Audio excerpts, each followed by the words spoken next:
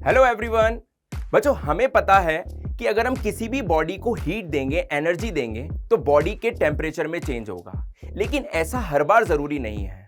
हर बार जरूरी नहीं है कि आप बॉडी को हीट प्रोवाइड करें या एनर्जी प्रोवाइड करें तो बॉडी का टेम्परेचर चेंज हो। कई बार ऐसा होता है कि हम बॉडी को हीट देते हैं, एनर्जी देते हैं, तो बॉडी की फिजिकल कैरेक्टरिस्टिक में चेंज आता है। और यही फिजिकल कैरेक्टरिस्टिक में जो चेंज होता है that is related with the face change. और उस समय जो हीट का इन्वॉल्वमेंट होता है, वहां पर जो हीट इन्वॉल्व होती है that is related with the बच्चों लेटेंट हीट। तो आइए बच्चों समझते हैं कि लेटेंट हीट क्या है। यहां पर बच्चों अपने को वाटर गिवन है 75 डिग्री सेल्सियस पर, राइट बच्चों, और हम इसको हीट सप्लाई करना बच्चों स्टार्ट कर रहे हैं। यहां पर हमें क्लियर दिखाई दे रहा है बच्चों कि हम लगातार इसको एनर्जी प्रोवाइड कर रहे हैं, तो इसके टेम्परेचर में चेंज आ रहा है, टेम्परेचर लगातार इसका इंक्रीज होता जा रहा है बच्चों। तो क्या ये टेम्परेचर लगातार इंक्रीज होता जाएगा? आइए बच्चों देखते हैं। जैसे ही बच्चों इसका टेम्परेचर 100 डिग्री सेल्सियस पहुंचा, यानी कि वाटर जैसे ही अपने बॉइलिंग पॉइंट पर पहुंचता है बच्चों, ये पॉज हुआ है थोड़ी देर के लिए, जैसे ही वाटर 100 डिग्री सेल्सियस पे पहुंचा, हीट की सप्लाई अभी भी चालू है।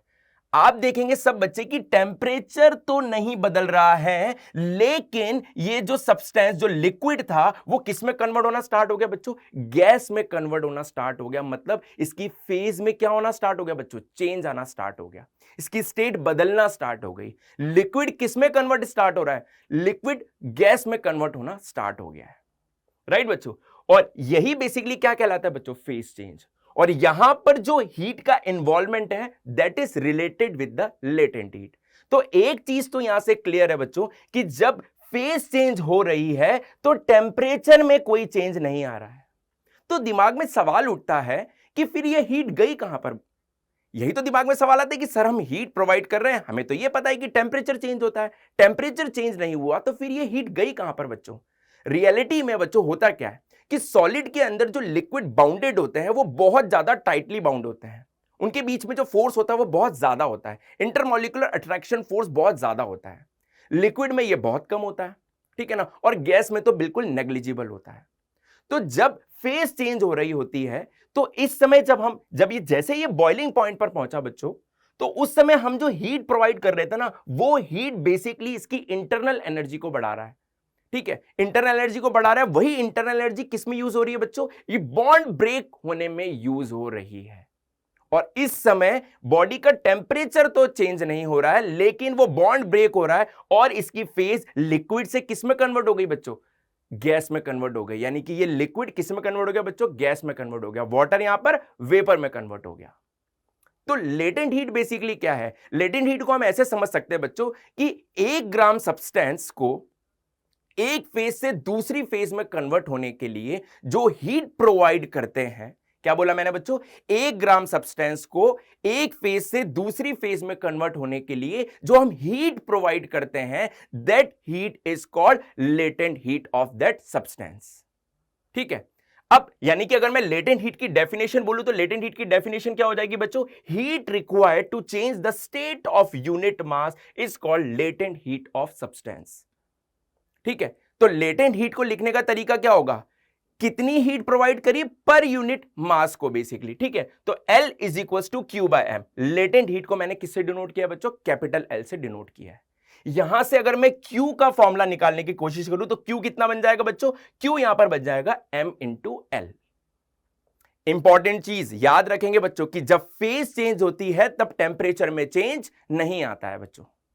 फेज चेंज कहां पर होगी बच्चों? फेज चेंज होने का मतलब क्या है? सॉलिड से लिक्विड में जाना, लिक्विड से सॉलिड में आना, लिक्विड से गैस में जाना, या गैस से लिक्विड में आना, राइट बच्चों। अब फेज हमें पता है कि वाटर के केस में अगर बात करें बच्चों, तो वाटर बेसिकली कब फ्रीज होना स्टार्ट होता है बच्चों? 0 डिग्री सेल्सियस पे, राइट। या फिर मैं बोलूं कि आइस कब मेल्ट होना स्टार्ट होती है बच्चों? 0 डिग्री सेल्सियस पे।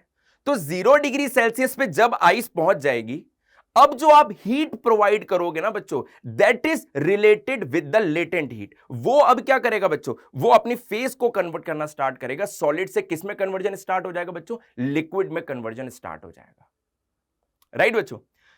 तो हमारे पास ये समझ में आ गया कि अगर हमें फेज चेंज करना है तो कितनी हीट देनी पड़ेगी किसी भी m मास के सब्सटेंस को? That is m into L, right बच्चों। यहां पर हम याद रखना होगा कि जो लेटेंट हीट होती है बच्चों, वो किस पे डिपेंड करती है? Nature of substance. अलग अलग सब्सटेंस के लिए लेटेंट हीट अलग अलग होगी। वाटर के केस में हमें याद रखनी होगी, मैं आपको वैल्यूज बताऊंगा बच्चों, लेकिन बाकी अलग अलग सब्सटेंस के लिए अगर न्यूमेरिकल आएगा तो उसमें उनकी वैल्यूज गिवन होगी। यूनिट की बात करें, लेटेंट हीट की यूनिट की बात कर रहा हूं बच्चों, तो क्यू की यूनिट क्या हो जाएगी बच्चों? जूल हो जाएगी। और मास की यूनिट क्या हो जाएगी बच्चों? केजी। तो इसकी एक यूनिट हो जाएगी जूल पर केजी। और हमें पता है कि हीट की यूनिट हम लोग कैलोरी भी लिखते हैं, तो हम इसको कैलोरी पर ग्राम में भी लिख सकते हैं। बात समझ में आए सभी बच्चों को? राइट। अब फेज चेंज होने का मतलब क्या है? सॉलिड से लिक्विड में आना। तो सॉलिड से जब लिक्विड आता है उसको बोलते हैं बच्चों फ्यूजन। और जब लिक्विड से बेसिकली वेपर में कन्वर्ट होता है, गैस में कन्वर्ट होता है, उसको बोलते हैं बच्चों वेपोराइजेशन। ठीक है, तो आइए समझते हैं बच्चों लेटेंट हीट ऑफ फ्यूजन।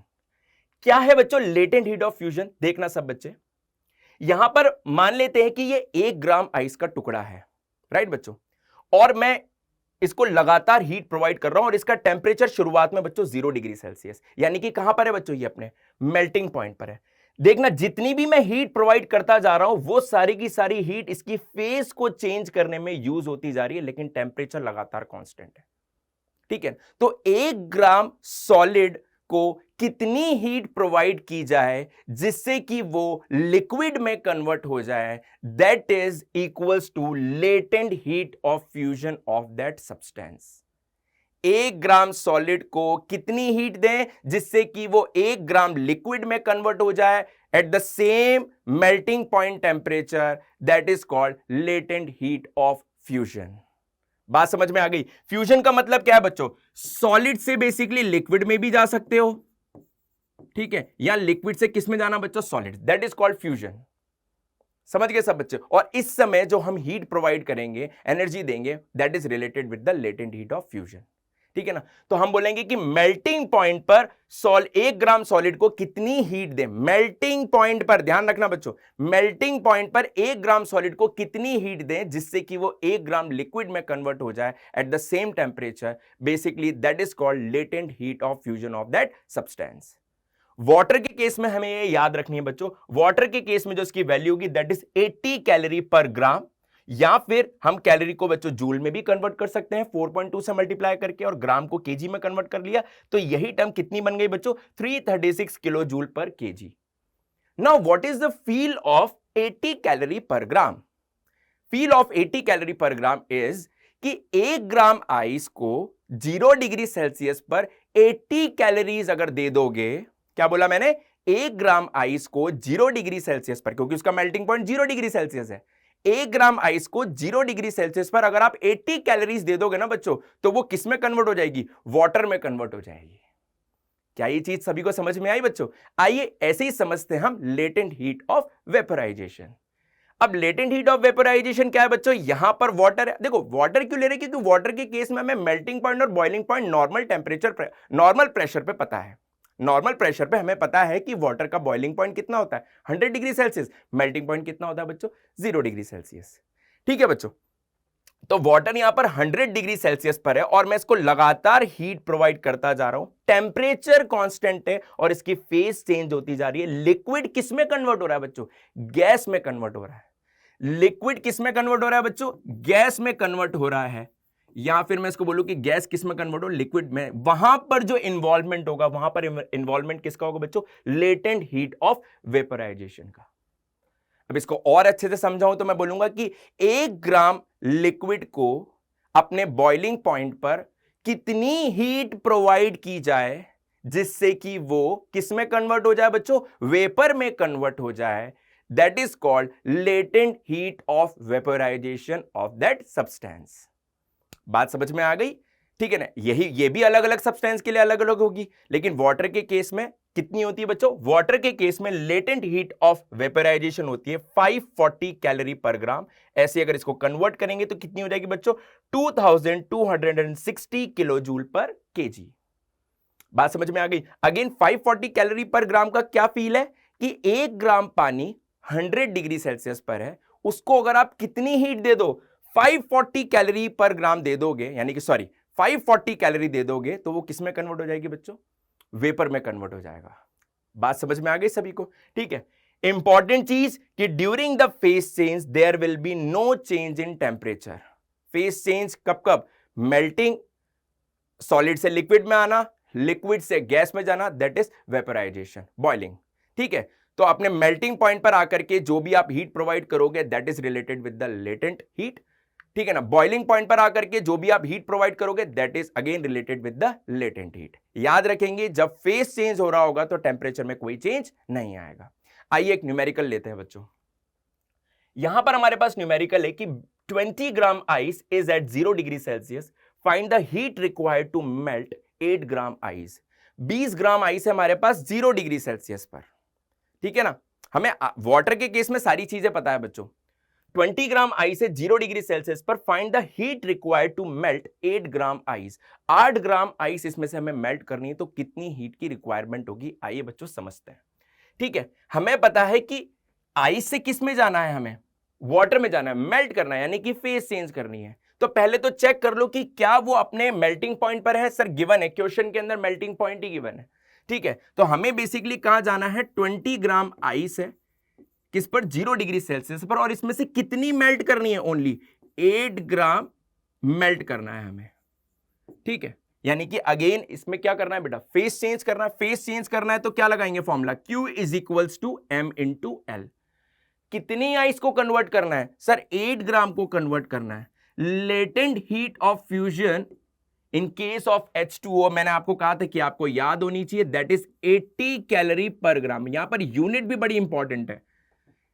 सारा का सारा हमें ग्राम में गिवन है, तो हमें कोई कन्वर्ट करने की जरूरत नहीं है, हम सीधा यहां पर रख देंगे 80। और जब इसको सॉल्व करेंगे बच्चों तो ये कितना हो जाएगा? 640 कैलोरीज। यानी कि हमें कितनी हीट की रिक्वायरमेंट होगी बच्चों? 640 कैलोरी। यानी कि 20 ग्राम आइस 0 डिग्री सेल्सियस पे पड़ी है, अगर आप उसको 640 कैलोरीज दे दोगे तो उसमें से कितना मेल्ट हो जाएगा बच्चों?